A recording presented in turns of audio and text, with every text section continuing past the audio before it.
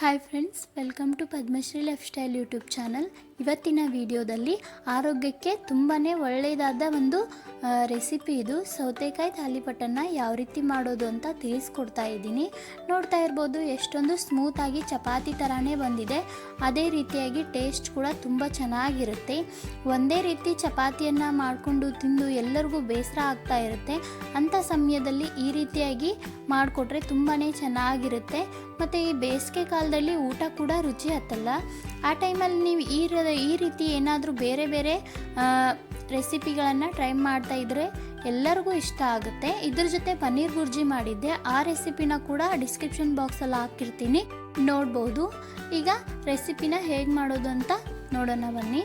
ಇಲ್ಲಿ ಮೊದಲಿಗೆ 2-3 ಈರುಳ್ಳಿಯನ್ನು ಈ ರೀತಿಯಾಗಿ ಕಟ್ ಮಾಡಿ ಇಟ್ಕೊಳ್ಬೇಕು. ಸ್ವಲ್ಪ ಹಸಿ ಶುಂಠಿ, ಸ್ವಲ್ಪ ಜೀರಿಗೆ ಮತ್ತು ಒಂದು 5-6 ಹಸಿರು ಮೆಣಸಿನ್ಕಾಯಿ, ಸ್ವಲ್ಪ ಕೊತ್ತಂಬರಿ ಸೊಪ್ಪು ತಗೊಳ್ಬೇಕು. ಈಗ 1 ಬೌಲ್ ಆಗುವಷ್ಟು ಜೋಳದ ಹಿಟ್ಟು, ಒಂದು ಚಿಕ್ಕ ಬೌಲ್ನಲ್ಲಿ ಕಡಲೆ ಹಿಟ್ಟು, ಆಮೇಲೆ ಒಂದು ದೊಡ್ಡ ಬೌಲ್ನಲ್ಲಿ ಗೋಧಿ ಹಿಟ್ಟು ತಗೊಳ್ಬೇಕು. ಗೋಧಿ ಹಿಟ್ಟು ಸ್ವಲ್ಪ ಜಾಸ್ತಿ ತಗೊಳ್ಬೇಕು, ಅಂದ್ರೇ ರೆಸಿಪಿ ಚೆನ್ನಾಗಿ ಬರುತ್ತೆ. ನೀವು ನಿಮ್ಮ ಕ್ವಾಂಟಿಟಿಯನ್ನು ನೋಡಿಕೊಂಡು ಹಿಟ್ಟನ್ನು ತೆಗೆದುಕೊಳ್ಳಿ. ಸ್ವಲ್ಪ ಅಚ್ಚದ ಖಾರದ ಪುಡಿ, ಸ್ವಲ್ಪ ಧನಿಯಾ ಪುಡಿ ಮತ್ತು ಸ್ವಲ್ಪ ಅಜ್ವೈನನ್ನು ಕ್ರಷ್ ಮಾಡಿ ಇಟ್ಕೊಂಡಿದ್ದೀನಿ. ಮತ್ತು ಸ್ವಲ್ಪ ಬಿಳಿ ಎಳ್ಳು, ರುಚಿಗೆ ತಕ್ಕಷ್ಟು ಉಪ್ಪನ್ನು ಸಹ ತೆಗೆದುಕೊಳ್ಬೇಕು. ಈಗ ನೋಡಿ, ಈ ಹಸಿ ಶುಂಠಿ ಮತ್ತು ಈರುಳ್ಳಿ ಮತ್ತು ಜೀರಿಗೆ, ಮೆಣಸಿನ್ಕಾಯಿ ಎಲ್ಲವನ್ನು ಮಿಕ್ಸಿಯಲ್ಲಿ ಚೆನ್ನಾಗಿ ಗ್ರೈಂಡ್ ಮಾಡ್ಕೊಂಡು ಬರಬೇಕು. ಈ ರೀತಿಯಾಗುತ್ತೆ ಗ್ರೈಂಡ್ ಮಾಡಿದ ಮೇಲೆ. ಈಗ ನೋಡಿ, ಯಾವ ಒಂದು ಪಾತ್ರೆಗೆ ಹಿಟ್ಟು ಕಲಿಸ್ತೀವಲ್ವ ಅದರಲ್ಲೇ ನಾವು ಸೌತೆಕಾಯನ್ನು ಈ ರೀತಿಯಾಗಿ ತುರಿದಿಟ್ಕೊಳ್ಬೇಕು. ಒಂದು 3-4 ಸೌತೆಕಾಯನ್ನು ತುರಿದಿಟ್ಕೊಳ್ಬೇಕು. ಆಮೇಲೆ ಇದಕ್ಕೆ 3 ಥರದ ಹಿಟ್ಟನ್ನು ನಾವು ಸೇರಿಸ್ಬೇಕು. ನಾನು ಮೊದಲೇ ಹೇಳಿದ್ದೀನಿ, ಗೋಧಿ ಹಿಟ್ಟು ಸ್ವಲ್ಪ ಜಾಸ್ತಿ ತೊಗೊಳ್ಳಿ, ಅದು ಬೇಗ ಹರಿಯಲ್ಲ ನಾವು ಮಾಡ್ತಾ ಇರೋ ಚಪಾತಿ. ಸೊ ಅದಕ್ಕೋಸ್ಕರ ಈಗ ಇದಕ್ಕೆ ಕೊತ್ತಂಬರಿ ಸೊಪ್ಪನ್ನು ಸಹ ಸೇರಿಸ್ಕೊಂಡು, ಈಗ ನಾವು ರುಬ್ಬಿಟ್ಟಿರೋ ಈರುಳ್ಳಿನ ಸಹ ಇದರಲ್ಲಿ ಸೇರಿಸ್ಕೊಂಡು ಒಂದು ಸಲ ಚೆನ್ನಾಗಿ ಮಿಕ್ಸ್ ಮಾಡ್ಕೊಳ್ಳಿ. ಆಮೇಲೆ ಕಲರ್ಗೆ ಅರಿಶಿನ ಪುಡಿ ಹಾಕಿದ್ರೆ ಅದು ಕೂಡ ಚೆನ್ನಾಗಿರುತ್ತೆ, ಅದಕ್ಕೋಸ್ಕರ ಸ್ವಲ್ಪ ಅರಿಶಿನ ಪುಡಿ ಹಾಕ್ಕೊಳ್ಬೇಕು. ಈಗ ನಾವು ತೆಗೆದುಕೊಂಡು ಇಟ್ಟಿದ್ದ ಒಂದು ಈ ಮಸಾಲೆಯನ್ನೆಲ್ಲ ಇದರಲ್ಲಿ ಸೇರಿಸ್ಕೊಳ್ಬೇಕು. ಅಜ್ವೈನನ್ನು ನಾನು ಮೊದಲೇ ಕ್ರಷ್ ಮಾಡಿ ಇಟ್ಕೊಂಡಿದ್ದೆ ಕೈಯಿಂದ. ಆಮೇಲೆ ಬಿಳಿ ಎಳ್ಳು ನೀವು ಮೇಲ್ಗಡೆ ಹಾಕ್ತೀನಿ ಅಂದರೆ ಹಾಕ್ಬೋದು, ಇಲ್ಲ ಅಂದರೆ ಇದರಲ್ಲೇ ಸೇರಿಸ್ಕೊಂಡ್ಬಿಡಿ, ಪರವಾಗಿಲ್ಲ. ಈಗ ಹಿಟ್ಟನ್ನು ಒಂದು ಸಲ ಮಿಕ್ಸ್ ಮಾಡಿ ಇದಕ್ಕೆ ಅರಿಶಿನ ಪುಡಿಯನ್ನು ಸೇರಿಸ್ಕೊಂಡು ಚೆನ್ನಾಗಿ ನಾವು ಚಪಾತಿ ಹಿಟ್ಟನ್ನು ಯಾವ ರೀತಿ ಕಲಿಸ್ಕೊಳ್ತೀವಲ್ವ ಅದೇ ರೀತಿಯಾಗಿ ಇದನ್ನು ಚೆನ್ನಾಗಿ ಕಲಿಸ್ಕೊಳ್ಳಿ. ಸ್ವಲ್ಪ ಭಾರ ಹಾಕಿ ಕಲಸಿ ಚೆನ್ನಾಗಿ ಬರುತ್ತೆ. ನೀರನ್ನು ನೋಡಿಕೊಂಡು ಹಾಕ್ಕೊಳ್ಳಿ. ಸೌತೆಕಾಯಲ್ಲಿ ನೀರಿರುತ್ತೆ, ನೀರಿನ ಅಂಶ ಬಿಡುತ್ತೆ ಅದು, ಅದಕ್ಕೋಸ್ಕರ ಹಿಟ್ಟು ತೆಳುವಾದರೆ ಚೆನ್ನಾಗಿ ಬರಲ್ಲ ಇದು ಚಪಾತಿ. ಅದಕ್ಕೋಸ್ಕರ ಸ್ವಲ್ಪ ಗಟ್ಟಿಯಾಗೆ ನಾದ್ಕೊಂಡು ಇದ್ರ ಮೇಲೆ ಸ್ವಲ್ಪ ಎಣ್ಣೆಯನ್ನು ಹಾಕಿ ಮತ್ತು ಸ್ವಲ್ಪ ಚೆನ್ನಾಗಿ ಮಿಕ್ಸ್ ಮಾಡಿಕೊಂಡು ಒಂದು 5 ನಿಮಿಷ ಸಾಕು ನೆನೆಯಲಿಕ್ಕೆ ಇಡಬೇಕು. ಜಾಸ್ತಿ ಹೊತ್ತಿಟ್ರೆ ಇದು ಸ್ವಲ್ಪ ತೆಳುವಾಗೋ ಸಾಧ್ಯತೆ ಇರುತ್ತೆ, ಅದಕ್ಕೋಸ್ಕರ ಒಂದು 5 ನಿಮಿಷ ಇಟ್ಬಿಟ್ರೆ ಸಾಕು. ಒಂದು 5 ನಿಮಿಷ ಆದಮೇಲೆ ಎಲ್ಲವನ್ನು ನಾವು ನಮಗೆ ಯಾವ ಸೈಜ್ ಬೇಕಲ್ವ ಆ ಸೈಜ್ಗೆ ನಾವು ಉಳ್ಳೆಗಳನ್ನು ಮಾಡಿ ಇಟ್ಕೊಳ್ಬೇಕಾಗುತ್ತೆ. ಒಂದೇ ಸಲಕ್ಕೆ ಮಾಡಿ ಇಟ್ಕೊಂಡ್ರೆ ನಮಗೆ ಮಾಡಲಿಕ್ಕೆ ಈಸಿ ಆಗುತ್ತೆ, ಬೇಗ ಆಗುತ್ತೆ. ಅದಕ್ಕೋಸ್ಕರ ಈಗ ನೋಡಿ, ಒಂದು 5 ನಿಮಿಷ ಆದಮೇಲೆ ಮತ್ತೆ ಇದನ್ನು ಸ್ವಲ್ಪ ಮಿಕ್ಸ್ ಮಾಡಿಕೊಂಡು, ಈಗ ನಾವು ಚಪಾತಿ ಯಾವ ಸೈಜಲ್ಲಿ ಮಾಡ್ತೀವೋ ಅದೇ ಸೈಜಲ್ಲಿ ನಾನು ಮಾಡ್ತಾಯಿದ್ದೀನಿ. ನೀವು ಚಿಕ್ಕ ಸೈಜಲ್ಲಿ ಕೂಡ ಮಾಡ್ಕೊಳ್ಬಹುದು. ಈಗ ಎಲ್ಲ ಉಂಡೆಗಳನ್ನು ಒಂದೇ ಸಲಕ್ಕೆ ನಾನು ಮಾಡಿ ಇಟ್ಕೊಳ್ತೀನಿ. ಈ ರೆಸಿಪಿನ ನೀವು ಬೆಳಿಗ್ಗೆ ಬ್ರೇಕ್ಫಾಸ್ಟ್ ಕೂಡ ಮಾಡ್ಬೋದು ಮತ್ತು ರಾತ್ರಿ ಕೂಡ ಮಾಡ್ಬೋದು. ಈಗ ಒಂದು ತವೆಯನ್ನು ನಾನು ಕಾಯಲಿಕ್ಕೆ ಇಟ್ಟಿದ್ದೀನಿ ಒಲೆ ಮೇಲೆ. ಈಗ ನಾವು ಚಪಾತಿ ರೀತಿಯಾಗಿ ಇದನ್ನು ಲಟ್ಸ್ಕೊಳ್ಳೋಣ. ಮೊದಲಿಗೆ ಇದಕ್ಕೆ ಈ ರೀತಿಯಾದ ಒಂದು ತಗಡನ್ನು ನಾವು ಯೂಸ್ ಮಾಡ್ತೀನಿ. ಹಿಂದಿನ ವಿಡಿಯೋದಲ್ಲೆಲ್ಲ ನೀವು ನೋಡಿರ್ಬೋದು, ಜಾಸ್ತಿ ನಾವು ಇದ್ರ ಮೇಲೇ ಚಪಾತಿ ಅಥವಾ ಪರೋಟ ಎಲ್ಲ ಮಾಡೋದು. ಈಗ ಇದಕ್ಕೆ ಸ್ವಲ್ಪ ಎಣ್ಣೆನೆಲ್ಲ ಸ್ಪ್ರೆಡ್ ಮಾಡಿ ಮೊದಲೇದಾಗಿ ನಾನು ಮಾಡ್ಕೊಳ್ತಾ ಇದ್ದೀನಿ. ಮೊದಲೇದಾಗಿ ನಾನು ಇಲ್ಲಿ ಹಿಟ್ಟಚ್ಚಿ ಮಾಡ್ಕೊಳ್ತಾ ಇದ್ದೀನಿ, ಆದರೆ ಇದನ್ನು ಫೋಲ್ಡ್ ಮಾಡ್ತಾ ಇಲ್ಲ. ನಿಮಗೆ 2 ಟೈಪಲ್ಲಿ ತೋರಿಸ್ತಾ ಇದ್ದೀನಿ ನಾನು. ನಿಮಗೆ ಫೋಲ್ಡ್ ಮಾಡಿ ಮಾಡೋಕ್ಕಾಗಲಿಲ್ಲ ಅಂದರೆ ಈ ರೀತಿಯಾಗಿ ಒಂದೇ ಲೇಯರ್ನಲ್ಲಿ ನೀವು ಲಟ್ಸಿ ಅದನ್ನು ಬೇಯಿಸ್ಕೊಳ್ಬೇಕಾಗುತ್ತೆ. ಇದಕ್ಕೆ ಸ್ವಲ್ಪ ಎಣ್ಣೆಯನ್ನು ಹಚ್ಕೊಂಡು ಲಟ್ಟಿಸ್ಕೊಳ್ಳಿ. ಚಪಾತಿ ಯಾವ ರೀತಿಯಾಗಿ ಮಾಡ್ತೀರೋ ಅದೇ ರೀತಿಯಾಗಿ 2 ಸೈಡಲ್ಲೂ ಎಣ್ಣೆ ಹಚ್ಚಿ ಲಟ್ಟಿಸ್ಕೊಳ್ಳಿ. ನೀವು ಬೇಕಿದ್ದರೆ ಆಯಿಲ್ ತಿಂತಾ ಇಲ್ಲ ಅಂದರೆ ಡಯಟ್ ಮಾಡ್ತಾಯಿದ್ರೆ ಕೇವಲ ಹಿಟ್ಟು ಅಷ್ಟೇ ನೀವು ಹಚ್ಚಿ ಮಾಡಿಕೊಂಡು ತಿನ್ಬೋದು, ಆಯಿಲ್ ಇರಲ್ಲ ಅದರಲ್ಲಿ.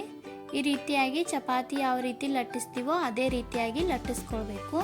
ಈರುಳ್ಳಿನ ಯಾಕೆ ಮಿಕ್ಸಿ ಮಾಡಿದೆ ಅಂದರೆ ಈ ಥರ ನಾವು ಲಟ್ಟಿಸ್ಕೊಳ್ಳೋವಾಗ ಹರಿದೋಗ್ಬಿಡುತ್ತೆ. ಈರುಳ್ಳಿನ ನಾವು ಕಟ್ ಮಾಡಿ ಹಾಕಿದ್ರೆ ಅದಕ್ಕೋಸ್ಕರ ಮಿಕ್ಸಿ ಮಾಡಿದ್ರೆ ಈರುಳ್ಳಿ ಸಣ್ಣ ಆಗಿರುತ್ತಲ್ವ, ಅದಕ್ಕೋಸ್ಕರ. ಈಗ ತವೆಗೆ ಸ್ವಲ್ಪ ಎಣ್ಣೆಯನ್ನು ಸ್ಪ್ರೆಡ್ ಮಾಡಿಕೊಂಡು ಆ ಎಣ್ಣೆಯನ್ನು ಎಲ್ಲ ಕಡೆ ಸ್ಪ್ರೆಡ್ ಮಾಡಿ ಆಮೇಲೆ ಇದನ್ನು ಬೇಯಿಸ್ಕೊಳ್ಳೋಣ. ಈಗ ಇದನ್ನು ತವೆಯಲ್ಲಿ ಹಾಕ್ತಾ ಇದ್ದೀನಿ. ತವೆ ಕೂಡ ಚೆನ್ನಾಗಿ ಕಾದಿದೆ, ನೋಡ್ತಾ ಇರ್ಬೋದು. ಎರಡು ಕಡೆ ಕೂಡ ನೀವು ಇದನ್ನು ಬೇಯಿಸ್ಕೊಳ್ಬೇಕು. ನಿಮ್ಮ ಮನೆಯಲ್ಲಿ ಚಪಾತಿ ಮೇಕರ್ ಇದ್ದರೆ ಅದರಿಂದನೂ ಕೂಡ ಇದನ್ನು ಸುಲಭವಾಗಿ ಮಾಡ್ಕೊಳ್ಬಹುದು. ತುಂಬಾ ಈಸಿ ಅದರಲ್ಲಿ ಮಾಡೋದು ಕೂಡ. ಮತ್ತು ನೀವು ಇದಕ್ಕೆ ಕ್ಯಾರೆಟ್ ಕೂಡ ತುರಿದ್ಬಿಟ್ಟು ಹಾಕ್ಕೊಳ್ಬಹುದು, ಅದು ಕೂಡ ಚೆನ್ನಾಗಿರುತ್ತೆ.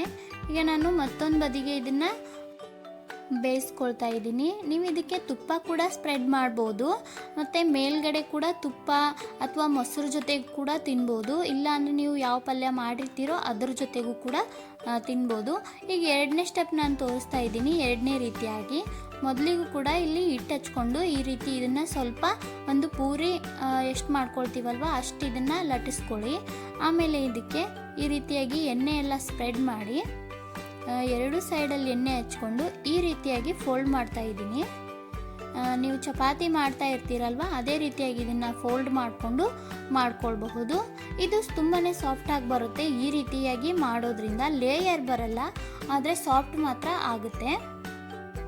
ನೀವು ಎಲ್ಲವನ್ನು ಇದೇ ರೀತಿಯಾಗಿ ಮಾಡ್ಕೊಳ್ಬೋದು. ಇಲ್ಲ ಇದು ನಿಮ್ಮ ಫೋಲ್ಡ್ ಮಾಡೋಕ್ಕಾಗಲ್ಲ ಅಂದರೆ ನೀವು ಒಂದೇ ರೀತಿಯಾಗಿ ಮಾಡ್ಕೊಳ್ಬೋದು, ಅಂದರೆ ಮೊದಲು ತೋರಿಸಿದ್ನಲ್ವ ಆ ರೀತಿಯಾಗಿ ಮಾಡ್ಕೊಳ್ಬಹುದು. ನೀವು ಎಳ್ಳನ್ನು ಈ ರೀತಿ ಮೇಲ್ಗಡೆ ಕೂಡ ಹಾಕ್ಬಹುದು. ನಾನು ಹಿಟ್ಟಲ್ಲೇ ಸೇರಿಸಿದೆ, ಅದು ಎಲ್ಲ ಕಡೆ ಬರುತ್ತೆ, ಪರವಾಗಿಲ್ಲ ಅಂತ. ನಾನು ಎಲ್ಲನೂ ಫೋಲ್ಡ್ ಮಾಡಿಕೊಂಡೇ ಮಾಡ್ಕೊಳ್ತಾ ಇರೋದು. ಫೋಲ್ಡ್ ಮಾಡಿದ್ರೆ ತುಂಬಾ ಚೆನ್ನಾಗಿ ಬರುತ್ತೆ, ಮತ್ತು ಚೆನ್ನಾಗಿ ಎಲ್ಲ ಕಡೆ ಬೇಯುತ್ತೆ, ಮತ್ತು ಸಾಫ್ಟಾಗೂ ಬರುತ್ತೆ. ಅದಕ್ಕೋಸ್ಕರ ನೀವು ಇದನ್ನು ಶೇಂಗಾ ಚಟ್ನಿ ಅಥವಾ ಮೊಸರು ಈ ರೀತಿಯಾಗಿ ಎಲ್ಲದರ ಜೊತೆ ತಿನ್ಬೋದು. ಇಲ್ಲಾಂದರೆ ಸಾಂಬಾರು ಜೊತೆ ಕೂಡ ತಿನ್ಬಹುದು. ಏನೂ ಇಲ್ಲ ಅಂದರೆ ಹಾಗೆ ಕೂಡ ತಿನ್ಬೋದು. ಇದರಲ್ಲೆಲ್ಲ ಉಪ್ಪು ನಾವು ಸೇರಿಸ್ತಿರ್ತೀವಲ್ವ, ಅದಕ್ಕೋಸ್ಕರ. ನೀವು ಕೇವಲ ಹಸಿರು ಮೆಣಸಿನ್ಕಾಯಿ ಅಷ್ಟೇ ಕೂಡ ಹಾಕೋಬೋದು, ಇಲ್ಲ ಅಂದರೆ ಅಚ್ಚ ಖಾರದ ಪುಡಿ ಅಷ್ಟೇ ಹಾಕೋಬೋದು. ನಾನು ಎರಡೂ ಹಾಕಿದ್ದೀನಿ ಇಲ್ಲಿ. ಈಗ ಎಲ್ಲನೂ ಇದೇ ಥರ ಬೇಯಿಸ್ಕೊಳ್ತಾ ಇದ್ದೀವಿ. ನೀವು ಹಿಟ್ಟಿನ ಅಳತೆಯನ್ನು ಪರ್ಫೆಕ್ಟಾಗಿ ತೊಗೊಂಡ್ರೆ ಈ ಒಂದು ಸೌತೆಕಾಯಿ ತಾಲಿಪಟ್ಟು ಕೂಡ ಪರ್ಫೆಕ್ಟಾಗಿ ಬರುತ್ತೆ. ಯಾವ ಒಂದು ಬೌಲ್ನಿಂದ ನೀವು ಜೋಳದ ಹಿಟ್ಟು ತೊಗೊಂಡಿರ್ತೀರೋ ಆ ಬೌಲ್ನಿಂದ ಎರಡರಷ್ಟು ನೀವು ಗೋಧಿ ಹಿಟ್ಟನ್ನು ತೆಗೆದುಕೊಳ್ಬೇಕು, ಮತ್ತು ಅರ್ಧ ಬೌಲ್ನಷ್ಟು ನೀವು ಕಡಲೆ ಹಿಟ್ಟನ್ನು ತೆಗೆದುಕೊಳ್ಬೇಕು. ಅಂದರೆ ಚೆನ್ನಾಗಿ ಬರುತ್ತೆ, ಪರ್ಫೆಕ್ಟಾಗಿ ಅದು ಕನ್ಸಿಸ್ಟೆನ್ಸಿ ಬರುತ್ತೆ. ಅದಕ್ಕೋಸ್ಕರ ಎಲ್ಲವನ್ನು ಇದೇ ರೀತಿಯಾಗಿ ಬೇಯಿಸ್ಕೊಂಡು ತೆಗೆದಿಟ್ಕೊಳ್ಬೇಕು. ಸ್ನೇಹಿತರೆ, ಈ ಒಂದು ವಿಡಿಯೋ ನಿಮಗೆ ಇಷ್ಟ ಆಗಿದ್ದರೆ ವಿಡಿಯೋನ ಲೈಕ್ ಮಾಡೋದನ್ನು ಮರಿಬೇಡಿ. ಮತ್ತು ಇನ್ನೂ ಯಾರು ಚಾನಲ್ಗೆ ಸಬ್ಸ್ಕ್ರೈಬ್ ಮಾಡ್ಕೊಂಡಿಲ್ವೋ ದಯವಿಟ್ಟು ಸಬ್ಸ್ಕ್ರೈಬ್ ಮಾಡಿಕೊಂಡು ಪಕ್ಕದಲ್ಲೇ ಇರೋ ಬೆಲ್ ಐಕನನ್ನು ಕ್ಲಿಕ್ ಮಾಡಿದ್ರೆ ನಮ್ಮ ವಿಡಿಯೋದ ಎಲ್ಲ ನೋಟಿಫಿಕೇಷನ್ಗಳು ನಿಮಗೆ ಬರುತ್ತೆ.